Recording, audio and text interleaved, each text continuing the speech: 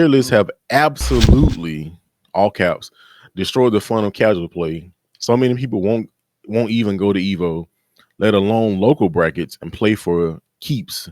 Let pros and tier lists ruin games because they are all trying to be, in quotes, optimal. My brother in Christ, you can't slash don't win because you don't understand mechanics. It ain't your character choice. So definitely, tier list is definitely a topic in the FGC that comes up every single time there's a new patch, major patch, little patch, semi big patch. Anytime, like, everybody wants to know where the characters fall and stuff like that, and definitely people in the FGC, take it many different ways. So we'll start with you, MC Amazing. How do you feel about that? Oh man, uh, tier list, man.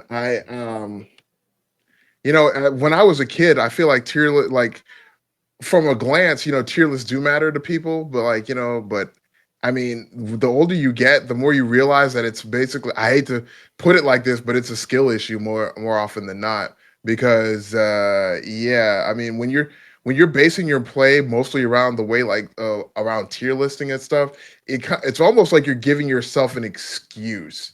Like it's almost like, yeah, man, hey man, things didn't work out, man. You see what I have to work with. When if you ever watched the first Batman film, when the Joker, he's becoming the Joker and he goes to get his face like fixed by the doctor, and the doctor just looks at it, he's like, you see what I have to work with, like with the tools he has on this thing. And admittedly, they didn't look like great tools, but I feel like if you're depending on tier lists to you know kind of like even sway which way what character you play, or even give yourself that kind of excuse, like, whoa man, this character stinks, so I mean, what am I supposed to do? Learn how to play the game, just like learn how to play the game, or play another character. I don't know, man. It's always really strange to me because like it's like at a point it's like, are you even having fun playing the game anymore?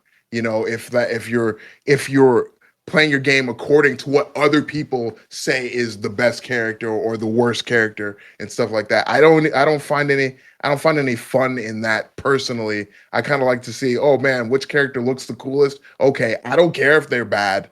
I don't care if they're really good. I really don't care. Like it's like you are the result. It results in you playing a character like, I don't know, like Miguel or Manon or even Arakune and like Blaze Blue, and then everybody hates you because it's like, hey, I like this character. You picked the top tier. I'm like, oh, okay, I can, whatever.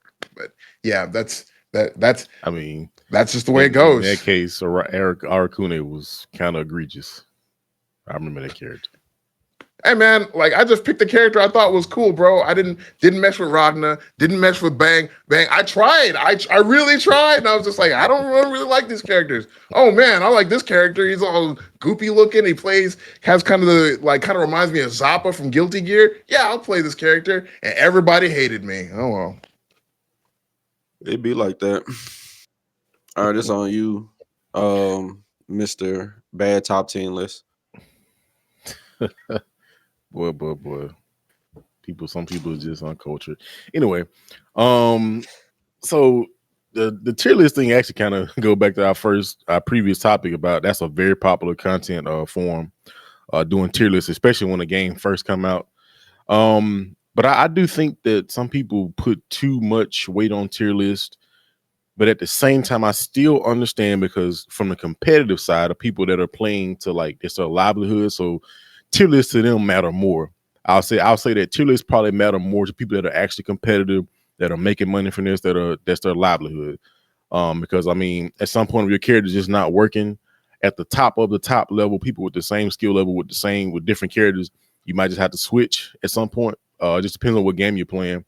Um, but I will say, back in the day, playing fighting games, before I learned about tier list and frame data, all this stuff, it's just like you just like E mentioned, you just play for fun for the most part, and you play who you enjoy, who you think is cool.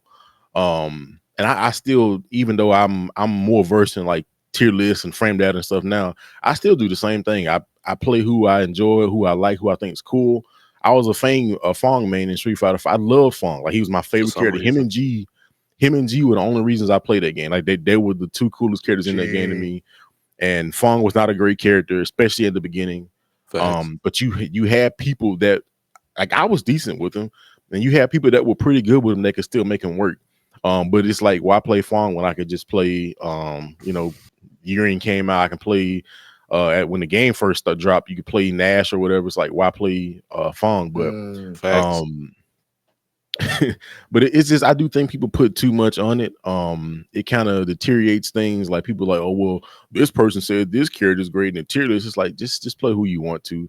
I guess I get it in competitive scenes. It's like, well, this character is so bad, this matchup is so bad. I need to play a character that has a better spread of even matchups or close to even matchups. I mean, there's been games like I remember like Tager was a infamous example, like in Blaze Blue, like him versus like Mew, I believe Mew 12 is like almost unplayable. Like you just can't do anything. And that's like if you have a matchup, like let's say this character's popular that you're playing against, like man, everybody play this character, and I play the character that gets bodied by that character. I might have to switch or at least have a pocket character. So that way I can at least increase my chances of like, doing better. And you do have anomalies, people that are really good with characters that are like garbage. And somehow maybe you're so versed in that matchup, you studied it so much that you can deal with it. But even sometimes a character is just so much better than your character, and that player is also good too. Their skill level comes into account that it's like I got to switch. But I do think people make like tier lists are just like set in stone, and like people like this is what this person says, so I'm gonna. It's like make your own opinion, go play the characters for yourself and see that. Because there've been cases when sometimes people say, "Oh, this character's bad," and not that bad, or they're good, or they're not that good. So it's like you got to play the character for yourself and see the judgment you make for it. So When it comes to tier lists, they have their place in the FGC. It's good to know, fighting tier lists, especially early on in the game, can help you understand the meta of a game. Once you look at those characters, you can say, okay, this character is good because of this, because in this game, these mechanics and this type of play is what helps the most, and this character does it the best. So you could probably get in, especially if you're like, somebody who's just getting in and stuff like that. Tier list could probably help you pick a character that could help you understand the game more, because if you're picking like F tier characters and stuff like that in a certain game, you're probably not going to be able to get like how you should specifically play this game the most, because you're probably picking characters that are trash at doing it. So and it's also good, in competition scene, when you have like certain players and stuff that are going against each other and stuff like that, it can help you make predictions. There's just so many different ways that tier lists can help in the fighting game scene. But the thing about it is, with everything, you have people that take something and they just go too far with it. And I just think people put too much investment in it. It's like they almost put their self-worth in the scene into like, the character that they play. Because it's like a lot of times you can you can just go in random content comments online, and people debating about what tier is this, what tier is that. Oh, well, you trash because you play this character, and it's just like I'm a trash. Like, so now the type of person I am is dictated by the type of character I like in a fight. Like, just because he F tier this, this season of the game, I'm trash. Okay. And then when, the person said people are kind of like hindering themselves for going and playing at events and locals and stuff like that just because they feel like that character is low tier. It's like, bro, come on. Like, at that point, you're basically saying like how I'm perceived and winning is a higher priority, or I love that more than I love the game, or than I just love having fun with the game, period. Now, if you're a top player, it's understandable. If you're somebody that's going and, or let's just say a pro player, you're somebody that's going and you're trying to win, you're trying to make money and stuff like that, it's understandable why you would stick to certain characters and stay away from others, because this is your livelihood. This isn't about just having fun for you. But when we're talking about just everyday people and stuff like that, pick who you gonna pick, have fun with it, and make the most out of your character. You would be lying if just because you say your character is C tier that you can't make you can't make an impact in your scene at your locals or at a major. We've seen it time and time again. Now, yes, you could say we hadn't seen it as much because at the end of the day, the pro players are there, and they're doing their pro player stuff. But I mean, El Chocotate just won combo breaker this past year with what's the girl name with the Lily. Lily? Yeah. So he just won with her, and everybody was kind of like, "Ah, ah," So stuff is possible, And at the end of the day, everybody's not going to be a top player. That's not what makes the FGC. Top players don't make the FGC. It's more to the FGC than just the top players. So, like, let's just stop putting so much investment into this stuff. It's like it warps your morals and your ideology, and then next thing you know, you telling people like, you suck and will never be anything, and your mom never loved you because you play a D tier character. Mm. So, anybody else got anything to add? So you just mentioned like picking better characters is kind of a roadmap for new people to get into the game. I can kind of agree with that, but it also depends on like that character, because you might have the best character in the game, be the most esoteric, skill, crazy game character. And it's like, oh, this character is kind of hard to play, but they're the best though. So you might have like somebody like Ryu, who's like, he just regular man, clock in at Vanilla. 9, clock out at 5. They're the best usually. Those Shotos and like in terms of Street Fighter, I mean Shotos kind of they apply in other games as well. So those are usually like the best characters to learn a game with, like just those basic characters. And you also mentioned about people putting their identity in the characters. I've always been a person like I play who I like, and I've always been in the mindset like if I did get good enough to be like a pro player, or I made like a pop in the scene, it would be dope if I could do this with this character that I like that nobody hardly plays. I used to, again, like I said, I mentioned Fong. I used to play Fong online, and a lot of time people come up to me and say, "Man, yo, like we don't really play a lot of Fong mains like this, and like when we do, we just kind of body them." And they play a Fong that's actually good. It's like, oh, well, we didn't even know this character can do that, because again, people don't have much information on the character. They don't play a lot of good people with the character, so you can make a scene like a pop and something like, "Oh man, this guy is taking names at the tournament because he's playing this character." It's like I think that's dope to me. But at the same time, also in that caveat, another thing is people don't like losing. So that's why people put their identity into like tiers and like trying to win, because like people don't like losing.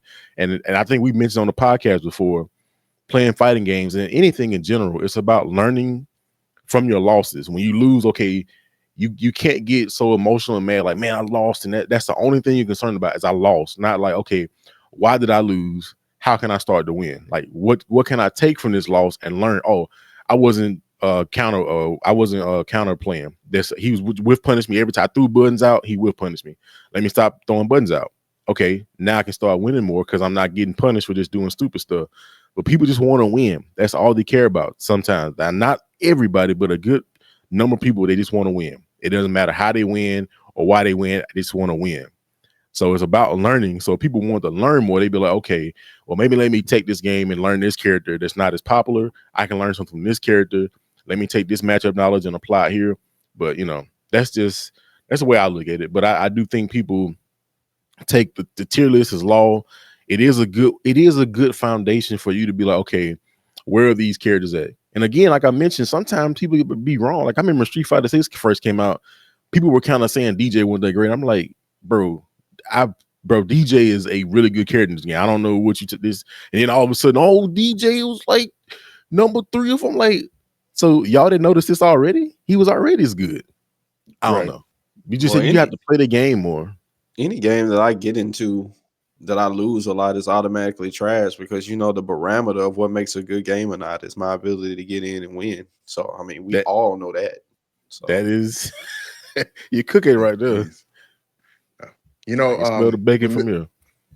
Mr. Gaming Lift, when you were talking about how like, sometimes the character is really good and like, yeah, it's like oh yeah, this is a great character. You're a new player and you're like, oh, this character is known to be really good. But it's like, oh, well, actually, like you say, like the word esoteric. I think like that's kind of how I felt like a few years ago. Well, not a few years ago, a long time ago, when I started playing Street Fighter 3 Third Strike.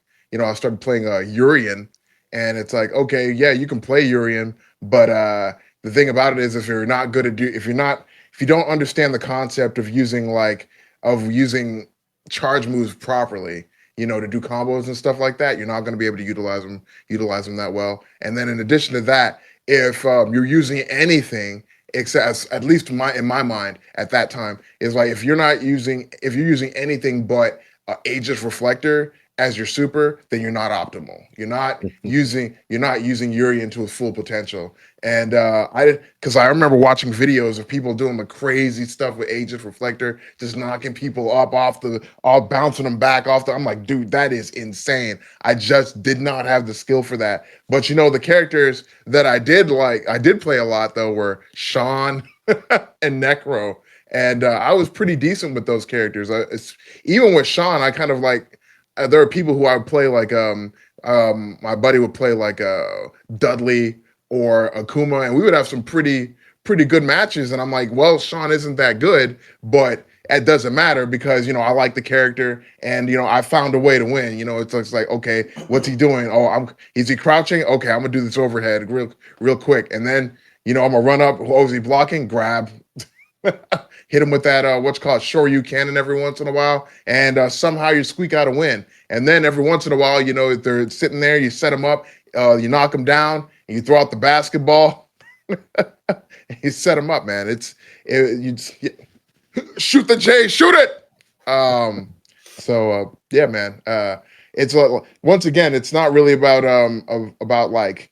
It's not always about like tier list. It's about player fit, and stuff like that. So yeah, I mean, I really liked Urian. I thought he was I still think Urian is such a cool character. I'm just like the whole concept of charged characters. I was never completely able to like. Just couldn't hack it. Maybe I'll try. Maybe when I start learning Guile, I'll figure it out. But I haven't tried to kill a charge character in a really long time, so we'll see what happens. Imagine like learning a charge character for the first time. Somebody says, "Hey man, you should learn charge petitioning." He's like, "What? Yeah, charge of who?"